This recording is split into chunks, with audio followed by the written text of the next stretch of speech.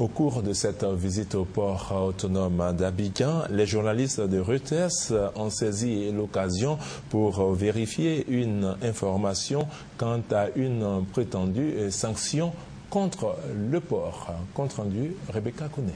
Avoir sillonné tous les compartiments du port autonome d'Abidjan, les journalistes de Reuters et de l'AFP étaient face au directeur général du port d'Abidjan.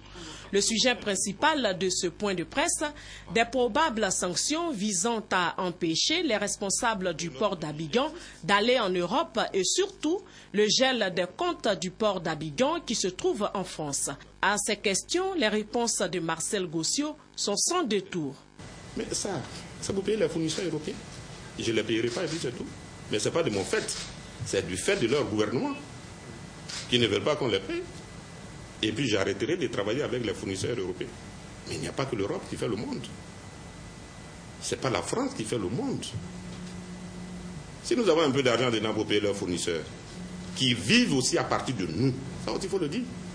Si ces entreprises ferment ou bien mettre les gens dehors, ils n'ont qu'à se plaindre du comportement de leur président, M. Sarkozy. C'est tout. Et nous irons ailleurs, et puis regardez bien, vous verrez bientôt.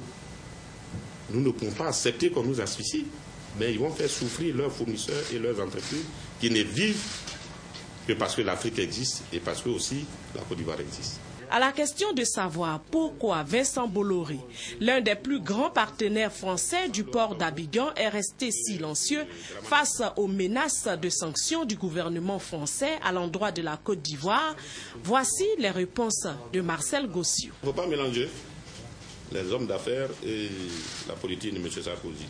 M. Bolloré, c'est un ami, nous nous tutoyons, il fait du bon travail, je suis content de lui.